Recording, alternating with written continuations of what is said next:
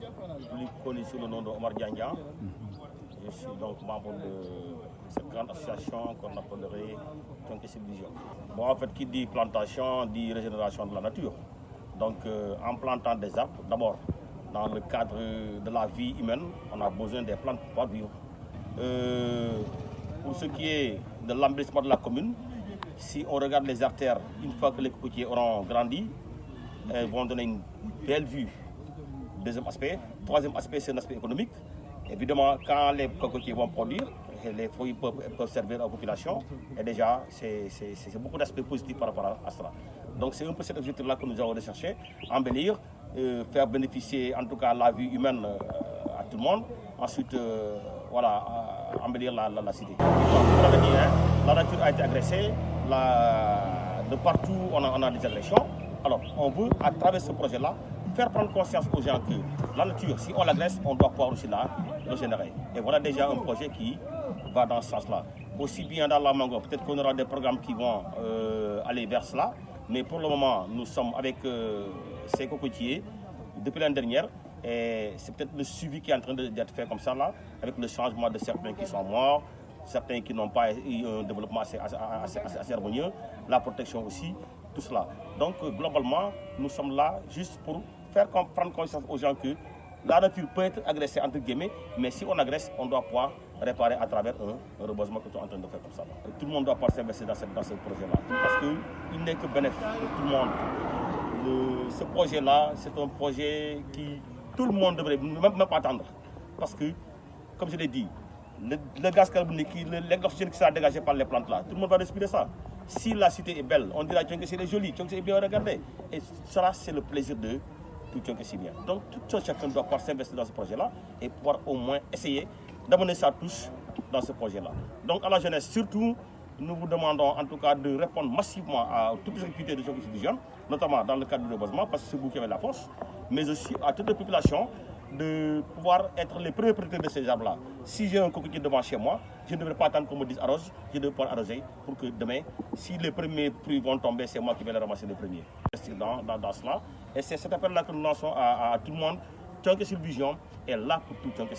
Il n'est pas là pour quelqu'un, il n'est pas là pour le maire. Le maire est un membre de Thionck Vision. Il n'est même pas coordonnateur de cette action-là. C'est une autre personne qui coordonne. Donc que les gens n'amalgament pas un tout petit peu, parce que des fois tu entends des discours qui, ma foi, un peu gênent quoi. Alors, c'est le moment de dire aux gens que Thionck Vision n'est pas une association politique, c'est une association de développement. Et moi, avec le maire, nous ne sommes même pas du bord politique, mais on travaille ensemble dans le cadre de ce projet-là. C'est montrer aux gens que, au-delà de nos divergences politiques, nous avons en commun Thionck et que tout le monde doit pouvoir travailler pour que Thionck aille de l'avant. Et c'est dans ce cadre-là que nous allons donner l'exemple. Je m'appelle Souleymane Diatta, je suis le maire de la commune de Thionck. Oui, il faut d'abord dire que c'est une initiative communautaire qui n'est pas une initiative de la commune ou bien de l'État.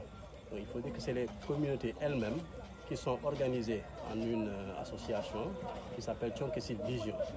Donc face maintenant à la menace climatique, c'est-à-dire au réchauffement climatique, les populations ont aussi voulu en quelque sorte apporter leur contribution dans la réglementation un peu de l'écosystème. Donc ce qui fait qu'ils ont d'abord, pour intéresser les populations, ils ont d'abord initié un projet Thionck Ville Verte. Ce projet conduit un peu à la plantation de cocotiers sur les artères de la commune.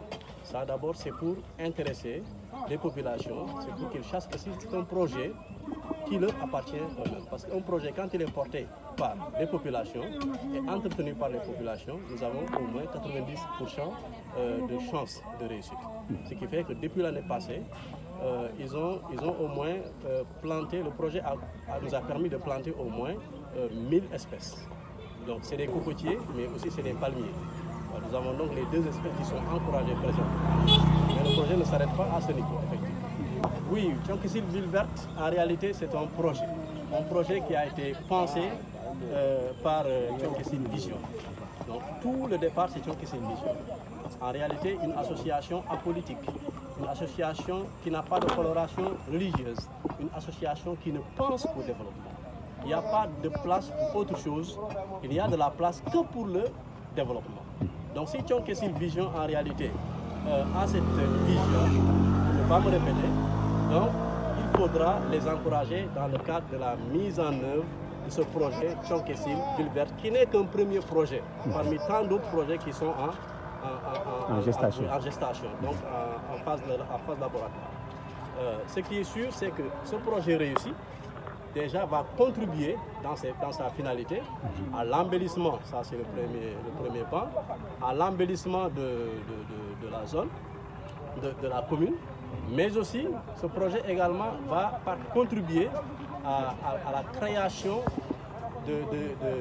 d'autres projets connexes, tels que la transformation des fruits issus de ces cocotiers-là. Donc des projets peuvent naître.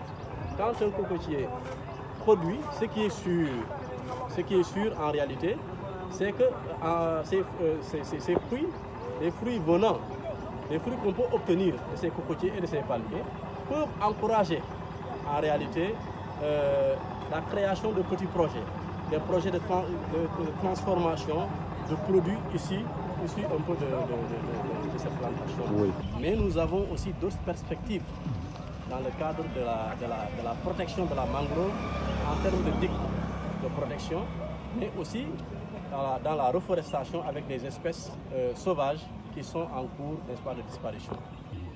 L'écosystème est très agressé. Aujourd'hui, nous avons perdu beaucoup d'hectares. Il y a eu une coupe abusive d'arbres, ça ce qui est déplorable, mais aussi les feux de brousse, elles aussi ont contribué à la dégradation un peu de cet environnement-là. Donc les populations doivent, en se référant au plan de développement communautaire, se regrouper, organiser des comités de veille, de surveillance pour protéger l'environnement. Et cela ne peut commencer que par des actions